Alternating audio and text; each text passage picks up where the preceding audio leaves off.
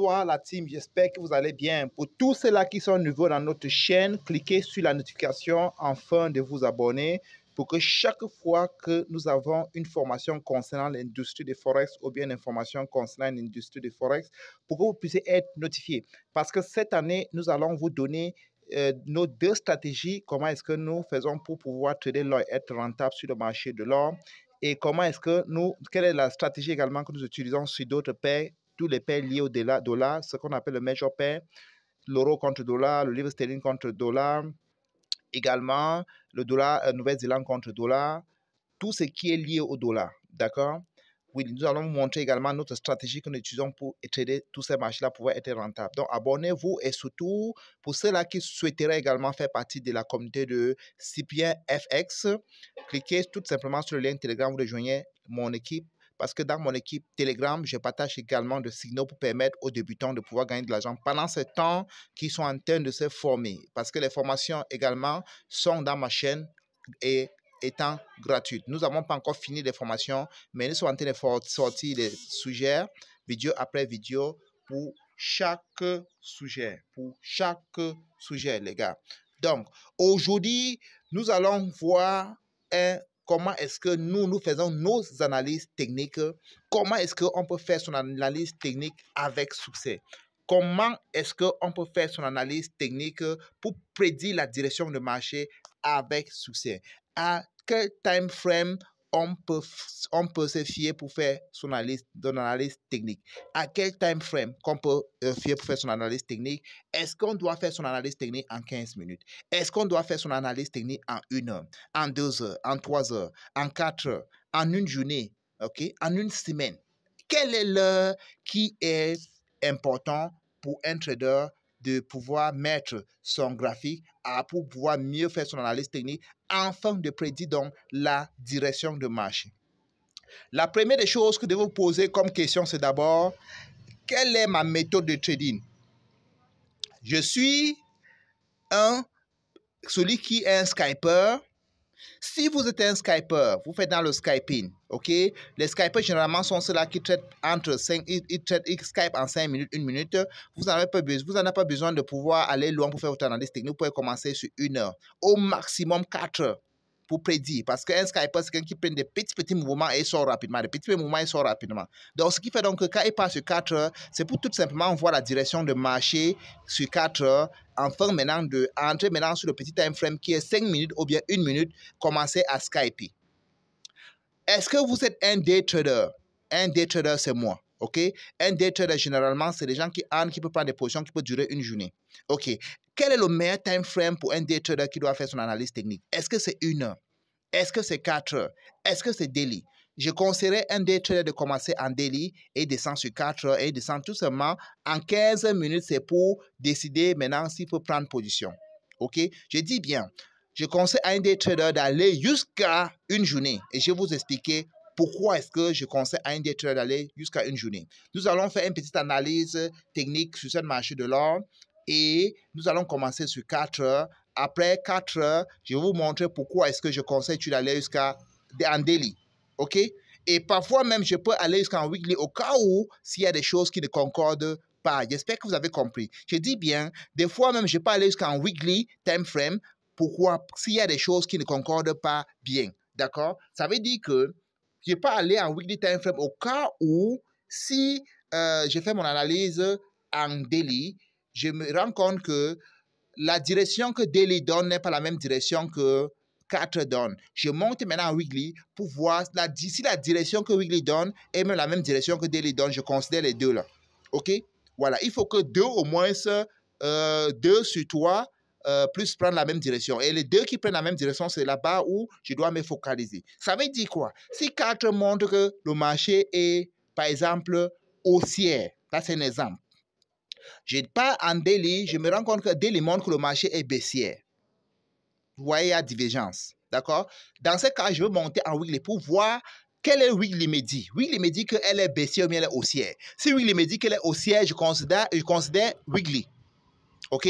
Je considère que le marché est haussier. Mais si weekly me dit que le marché est baissier, ça veut dire que je vais considérer le marché baissier, la direction baissière. Et généralement, quand il y a une direction baissière haussière, je cherche le signal qui va dans ma direction. Je dis bien, si le marché est haussier, il doit beaucoup plus chercher des signaux qui vont à ma direction. Si le marché est baissier, il va beaucoup plus chercher des signaux qui vont à ma direction. Maintenant, si le marché est baissier, je trouve des signaux qui sont haussiers. C'est le signal que rapidement, il faudra vraiment que le marché arrive dans une zone qu'il sait qu'il va aller tester cette zone avant de revenir. Et maintenant, s'il va aller tester cette zone avant de revenir, dès qu'il prend une position rapidement, dès qu'il fait un petit mouvement, je sors rapidement. Parce que j'ai pris une direction qui n'est pas la direction correcte. Mais les normes montrent qu'il faut prendre les positions en suivant la direction de marché. J'espère que vous avez compris. OK, voilà mon graphique sur 4 heures. J'essaie un peu d'appuyer le graphique ici pour qu'on voit mieux. OK, si le graphique ici, si vous regardez bien là, OK, comme je vous ai appris sur ma formation, quelqu'un qui commence ici, il va vous dire que bon, le marché ici, s'il regarde bien là, vous voyez, ça fait comme ça fait, ça c'est peut-être par exemple, premier pic ici, d'accord, le creux ici, d'accord, je peux dire même premier pic là, hein, ça part jusqu'ici, bon, mettons même là, de toute façon, tout ça c'est le range même, d'accord.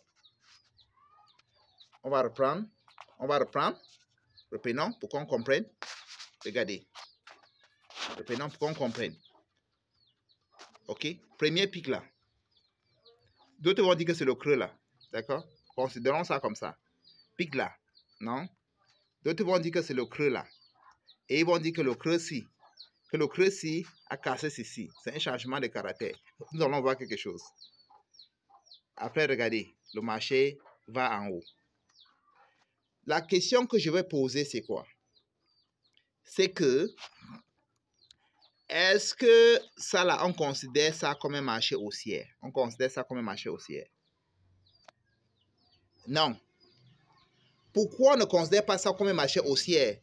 Parce que la première chose en tant que trader, c'est d'abord identifier ces zones pour savoir si cette marché-là est haussier ou pas. Nous allons voir ça ensemble. J'efface d'abord tout ceci pour rendre le tableau propre. OK? Regardez un peu quelque chose. Je vais un peu appuyer mon tableau pour que nous voyons mieux. Regardez. Première chose, nous allons voir ensemble. Regardez quelque chose. Le marché ici a d'abord commencé baissière. Qu'est-ce qu'il a fait? Il a fait ici un pic en bas et un creux plus bas. Et après, il a fait un pic plus bas. Il a fait un creux plus bas. Regardez bien. Il a fait un pic plus bas ici. Il a fait un creux plus bas. Le dernier creux plus bas. Et il a cassé. Il est descendu. Il a fait encore un pic. Maintenant, regardez tout ça là. Est-ce que ça a cassé le niveau-ci? Non. Est-ce que ça a cassé le niveau-ci? Non. Tout ça là, je considère tout ça comme un... Ça, c'est un... Le marché a fait ce que quoi? Un creux. Je considère tout ça comme un creux. Et maintenant, j'attends que le marché fait un pic maintenant pour casser ces zones-ci. C'est quand le marché va casser ces zones-ci que je vais considérer ça comme, voilà, comme un autre pic. Comme ça. Est-ce que vous avez compris un peu ma logique des choses? Donc, ça veut dire quoi? Quelles sont les zones de marché? Et automatiquement ici, je marque. Voici la zone-ci. Je marque ces zones. Tant que le marché n'a pas cassé ces zones-ci, ce n'est pas important. OK? Et voici notre zone ici en haut qui a déjà été marquée. Voilà ça. Ici comme ça, ces zones. Comme ça ici. Quand je vais marquer ça. Ça. Regardez. Voici notre zone ici. Voilà le dernier creux ici là que le marché a fait avant de faire le dernier pic. J'espère que vous comprenez ce que j'essaie de dire. Voici le dernier creux que le marché a fait avant de faire le dernier pic. Voici le dernier creux que le marché a fait avant de faire le dernier pic. Voici le dernier creux ici. Voici ça. Le marché a fait avant de faire le dernier pic. Voici le dernier pic. Maintenant, tout ça là, tous ces trucs-ci là que le marché est en train de faire là, tout ça là, tout ça c'est un range. Tout ça. Tout ça là, en commençant d'ici. Tout ça comme ça. Tout ça là, le marché est en train de ranger. OK? OK? Le marché est en train de ranger. Le marché est en train de ranger. Maintenant, il y a quelque chose qu'il faut observer. Quand le marché a rangé, il y a quelque chose qu'il faut observer. OK? Regardez. Voici le niveau de plus haut. Voici le niveau de plus bas. Observons quelque chose de très près. On va essayer un peu de zoomer, zoomer. Regardez. Est-ce que vous avez vu ça avec moi? Regardez. Regardez. Le marché a cassé ce niveau. Le niveau le plus haut, c'est, regardez. Regardez. C'est pour cela que j'ai écrit quoi? Changement de caractère. Ça veut dire que cette marché c'était baissière, maintenant elle est haussière parce que le marché a cassé ce niveau. Regardez. Il a cassé ça à ce niveau, c'est comme ça. Attends, je vais essayer un peu de dessiner. Là où ça, il a cassé. Il a cassé ici comme ça. Ici. D'accord? Là. C'est là où le marché a cassé. OK? C'est à partir de là où on considère que cette marché-ci, elle a changé, elle n'est plus baissière, maintenant elle est haussière. Maintenant, c'est là où Daily est important. On va donc aller sur Daily pour voir ce que Daily nous dit. Nous allons aller regarder sur Daily pour voir ce que Daily Time Frame nous dit. Si Daily Time Frame nous montre aussi le marché haussier, ça veut dire qu'en réalité, nous allons maintenir la direction haussière. Ça veut dire que le marché était baissier maintenant, elle est maintenant haussière. Nous allons maintenir la direction haussière. Si Daily nous dit cela. Est-ce que vous comprenez? Allons sur Daily. Je mets sur Daily, je passe sur Daily Time Frame. Je mets mon graphique sur Daily. J'attends que ça charge. OK, Daily charge. Je regarde bien mon graphique sur Daily. D'accord? Nous allons voir ensemble. Nous allons voir ensemble. Nous allons voir ensemble. Regardez. J'essaie un peu de prendre mon marqueur pour qu'on voit ensemble. Regardez. Ici, le marché était haussier. Il a fait des pics. Il a fait des creux. Il a fait des pics. Voici le dernier creux que Daily a fait. Voici le dernier creux. D'accord? Après, il a fait un pic. D'accord? Je considère même ça qu'un seul pic. Après, boum, il est venu casser ça. Il est venu casser ça. Regardez. Boum, il est arrivé jusqu'ici. On appelle ça quoi? Changement de caractère. Après, il a corrigé. Il est venu taper ici. Il est redescendu, s'arrêter là. Il n'a pas cassé le niveau-ci. Ça veut dire qu'il est descendu là. Après, il est reparti ici. Venez tester encore l'endroit-ci. OK? OK? On va continuer. Il est venu tester ici. Ici. Ici. Il est redescendu là. Il s'est arrêté là. Il est remonté. Venez tester ici. OK? La zone-ci. Il a testé l'autre jour. Et il est quelque part ici. Est-ce que le marché-ci, elle est... Est-ce que cette marché-ci, elle est haussière? Non. Elle n'est pas haussière. Pourquoi? Parce que cette zone-ci a été cassée. Ça, il y a eu changement de caractère. OK? Maintenant, tout ce que le marché est en train de faire ici, là, c'est un range. D'accord? Tout ça, là, c'est un range. Parce que le marché est venu tester la zone, attend qu'il vienne casser dans cette zone. C'est pourquoi le marché continue à tomber. Maintenant, OK, là, ça veut dire que Daily nous dit que le marché est baissier, mais 4 de temps nous dit que le marché est haussier. C'est ce que cela veut dire. Parce qu'en Daily, le marché, elle est baissière, mais en 4 heures, le marché est haussier. Dans ce cas, donc, on est obligé donc d'aller sur, on est obligé d'aller maintenant sur Weekly pour voir la direction du marché sur Weekly. Maintenant, sur la direction du marché sur Weekly, elle est aussi baissière. Ça veut dire qu'on considère que Weekly et Daily nous dit que le marché est baissier et c'est ça qu'on doit prendre. Mais si à Weekly nous dit que le marché est haussier, on va dire que bon, Weekly et 4 nous dit que le marché est haussier, on va prendre. Et surtout que la direction que Weekly donne est beaucoup plus crédible, est beaucoup plus favorable que la direction que Daily donne. Et la direction que Daily donne est beaucoup plus favorable que la direction que 4 donne. OK? Parce que regardez un peu au grand time frame, c'est un peu quand tu mets le GPS qui te donne la direction de là où tu vas avec ta voiture, que tu ne connais pas la direction. Et GPS va te conduire vers là où tu vas. Allons maintenant sur Weekly time frame. OK. Ça serait un peu compliqué pour ceux qui sont les premières fois d'écouter ceci, mais quelqu'un qui est trader va comprendre ça. Quelqu'un qui a déjà un peu de notions va comprendre ça. OK? Mais la force d'entendre, c'est là que vous finir par comprendre. Regardons un peu quelque chose ici. Nous sommes sur Daily. OK? Nous allons voir ensemble. Non, nous sommes sur Weekly, autant pour moi. Nous allons voir ensemble. Regardez un peu quelque chose. Nous sommes sur Weekly. Regardez Weekly. Le marché a fait, regarde, là c'est un pic. Là c'est un creux. OK? Là c'est un pic ici. Voici un creux. Voici un pic. D'accord? Voici un creux.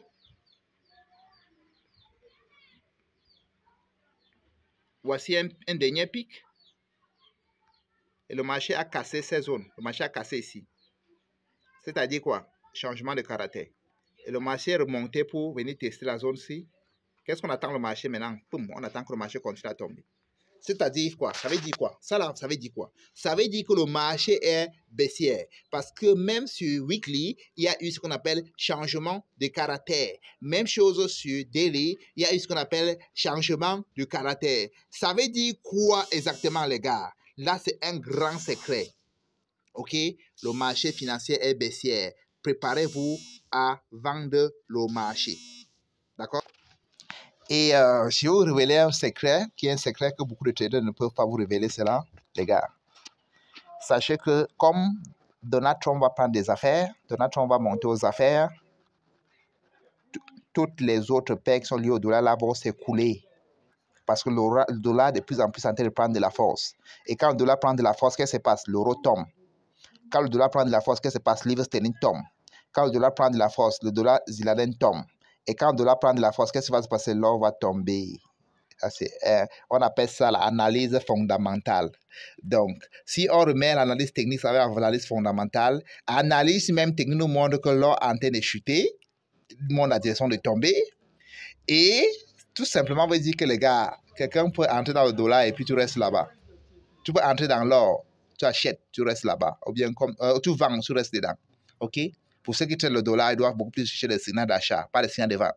Parce que Donald Trump va monter aux affaires d'ici le 20. Et avec ça, le dollar est en train de prendre de la valeur et l'or en train de perdre de la valeur, l'euro en train de perdre de la valeur, livre sterling en train de perdre de la valeur. Toutes les paires liées au dollar là, vont perdre de la valeur. Ça veut dire quoi, les gars? À partir de lundi, nous allons descendre maintenant en petit time frame chercher un quoi? Nous allons chercher quoi? Attends, nous allons voir ensemble. OK? À partir de lundi, OK? Je vais d'abord descendre en 4 heures. Là, c'est pour ceux-là qui... voilà, toutes mes fans là, tous ceux-là que nous tradons ensemble. À partir de demain qui est lundi, regardez un peu quelque chose ici. Nous avons pris un trade, notre premier trade de l'année. Et que ce premier trade de l'année, nous avons eu à gagner cela. OK? Et même comme le marché nous montre déjà en 4 heures qu'elle a changé de caractère, qu'il est haussière, on ne doit pas se fier sur tous ces changements de caractère haussière. Pour nous, ça ne nous intéresse pas. Pourquoi? Parce que le weekly time frame et le daily time frame montrent que le marché va tomber. Et l'analyse fondamentale qui est tout ce qu'on connaît, sur quand on monte au pouvoir, quand le dollar monte, l'euro doit tomber et l'or doit tomber et tout ça, on doit beaucoup plus se concentrer pour vendre le dollar. C'est avec dit quoi? Et t'as dit, le dollar, nous avons pris cette position-ci, l'autre jour, nous avons fait des gains, mais nous allons attendre quand le marché va corriger un peu, nous allons descendre un peu sur 15 minutes pour voir quelque chose, ou bien sur 1 heure pour voir quelque chose. Descendre un peu sur 1 heure. Nous allons un peu attendre lundi. OK? Nous allons un peu attendre lundi. Nous allons un peu attendre lundi. Je prends d'abord mon Fibonacci extension. Je vais faire voir quelque chose. Je prends ma Fibonacci extension. Je mets mon Fibonacci extension de ces zones. OK, là, le dernier pic, le dernier creux, je mets là. D'accord? Et je trace la zone que j'attends le marché. OK? Voilà ça, et zoom ça pour que vous voyez bien. Voici la zone, c'est y a tracé. Cette zone-ci. Ici. Dès que le marché va faire ça. Ça, c'est lundi. Oh.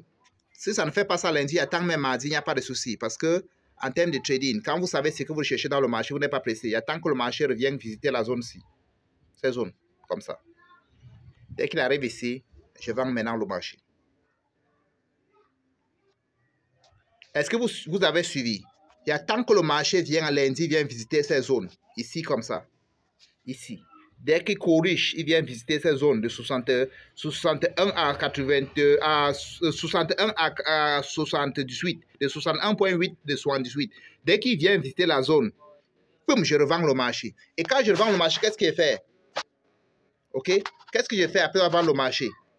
Je mets mon stop loss. Voilà comment je dois entrer. Il doit entrer. S'il arrive là, vous avez vu, j'ai déjà mis mon truc, mon note. Voilà ça. OK? J'enlève d'abord ceci pour que le tableau soit propre.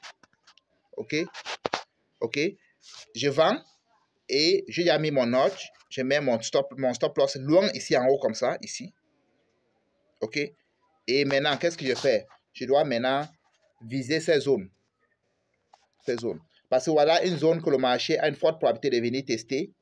Même si teste, il va repartir, mais il va finir par descendre. OK? Ça veut dire que le prochain trade que j'attends, c'est ça. Voilà la zone que je vise. Mais je n'entre pas directement ici. J'attends quand le marché va corriger un peu en haut. C'est là où j'attends. Je vais attendre comme un lion qui attend le gibier. Je ne dois pas être pressé. OK? Dès que le marché remonte dans ma zone, là, bam, c'est là où je vends le marché. Et quelqu'un qui veut même pas vendre le marché, là, il reste dedans. Jusqu'à ce que Trump finit aux affaires. Il prend les affaires. Parce que l'or va chuter, les gars. Parce que la valeur de l'or va chuter. Pour tous ceux-là qui n'ont pas aimé, qui n'ont pas liké la vidéo et qui vraiment n'ont pas liké, vraiment, ça veut dire qu'ils ne vont pas donner la force à cette vidéo. Partagez même cette vidéo pour que beaucoup de personnes puissent en profiter. Surtout pour nous, les frères africains, le côté de l'Afrique francophone. Parce que nous avons besoin de se faire un peu d'argent, parce que de plus en plus, avec l'inflation, ce n'est pas très évident avec nous. Donc, avec cette vidéo, ça va permettre aux gens même de vendre l'or et se faire un peu d'argent. Vous comprenez un peu, les gars. Ou bien pour ceux qui n'ont pas de connaissances, ils peuvent rejoindre mon équipe Telegram, parce que là, je donne des signaux avec des précisions. OK? Et je laisserai également le lien d'un broker, broker fiable où on peut créer son compte et pouvoir trader. OK? Commentez et me dites ce que vous pensez de cette vidéo. Très, très, très bonne journée. Ciao.